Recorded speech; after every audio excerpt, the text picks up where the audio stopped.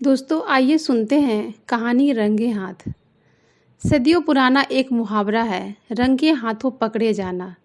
आखिर ये मुहावरा कब और कैसे बना? हमारे विचार से इस घटना के बाद ही यह बना होगा। एक दिन दरबार की कार्यवाही चल रही थी कि नगर के सेठ वहां उपस्थित होकर दुहाई देने लगा। महाराज, मैं बर्बाद हो गया। कल रात चोर मेरे तिजोरी का ताला तोड़कर सारा धन चुरा कर ले गया। हाय, मैं लुट गया।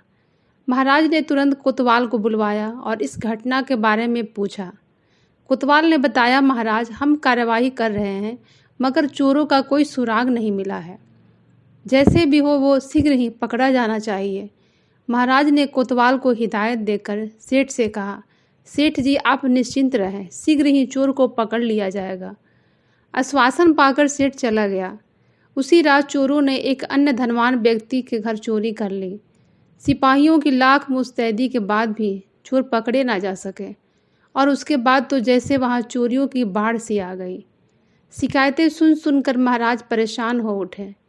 उन्होंने एक दिन गुस्से में अपने दरबारियों को फटकारते हुए कहा, क्या आप लोग यहाँ हमारी सूरत देखने के लिए बैठे हैं? क्या कोई भी दरबारी चोर को पकड़ने का उपाय नहीं सुझा सकता? सभी दरबारी चुप बैठे रहे। क्या करें, जब कोतवाल जैसा कुशल व्यक्ति चोरों को नहीं पकड़ पा रहा तो कोई दरबारी भला कैसे पकड़ सकता था। किंतु तेनालीराम को बात खटक गई। वह अपने स्थान से उठकर बोला, महाराज, मैं पकड़ूंगा इस चोर को। उसी दिन तेनालीराम शहर के प्रमुख जौहरी की दुकान पर गया। उससे कुछ बातें की, फिर अपने घर आ गया। अगले ही दिन जौहरी की ओर से कीमती आभूषणों और हीरो का प्रदर्शनी की घोषणा की गई। प्रदर्शनी लगी और लोग उसे देखने के लिए टूट पड़े। एक से बढ़कर एक कीमती आभूषण प्रदर्शित किए गए थे। रात को जौहरी ने सारे आभूषण व हीरे एक तिजोरी में बंद करके ताला लगा दिया। रात को चोर आ धमके और ताला तोड़कर उन्होंने सारे आभूषण और हीरे एक थैले में भरकर चलते बने। इधर चोर दुकान से बाहर निकले, उधर जौहरी ने शोर मचा दिया। देखते ही देखते पूरे क्षेत्र के लोग जाग गए। चोर माल इधर उधर डालकर लोगों की भीड़ में शामिल हो गए।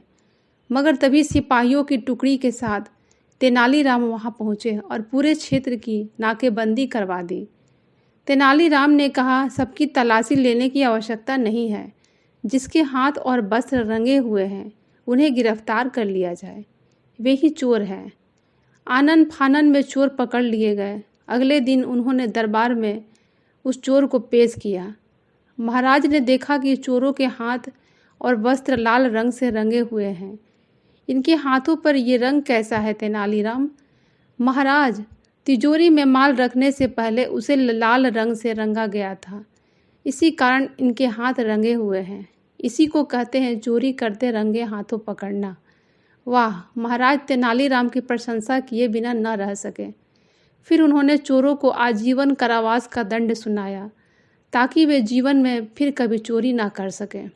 तो दोस्तों, कैसी लगी आपको कहानी? कमेंट बॉक्स में ज़रूर लिखिएगा।